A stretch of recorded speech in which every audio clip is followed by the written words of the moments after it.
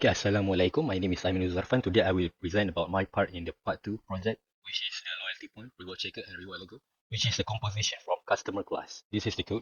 First one is the loyalty points. First is we set the points, which is private integer, and then we set the final for the points, which is they get 1 point every RM3 they spend, and then we set the points per reward, which is 50, which is when they accumulate 50 points, they can get the reward. So first one is the add point.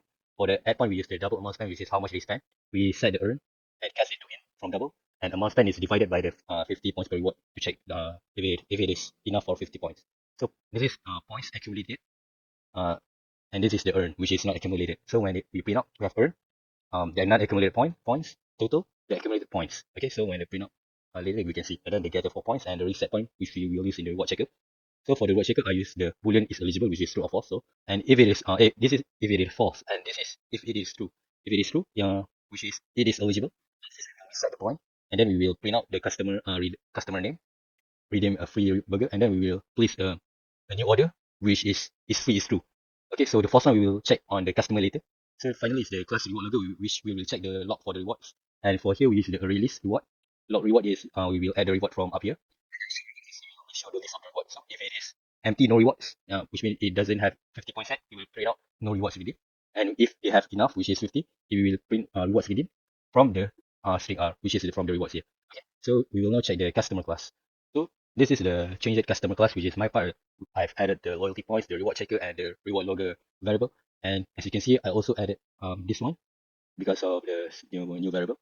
And then we will first go to the reward logger, which is I've shown before. We will just show the log reward. And then for the place order, there is also change with the is free, as I mentioned before. If on the default one is it is false, means on the part below, it is true if they have enough 50 points, which will they get a free burger, the reward. And next one is the place order, which also I changed. If it is free, is true, they will prepare a food.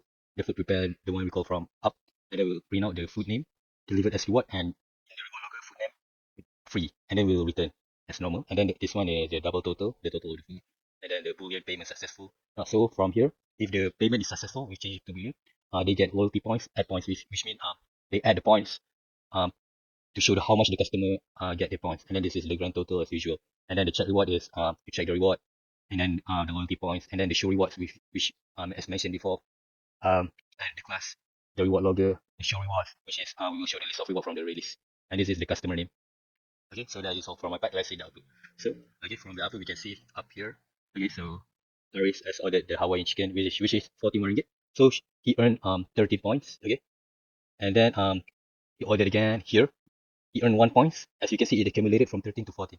Okay, so that is how the points and the accumulated points work. Okay, so and then we check down here for Haris. As you can see, 14 is not enough. We need 50 to get a reward, so no rewards redeemed yet. Okay, so this is the grand total for the grand total variable. So that is all from my part. Thank you very much.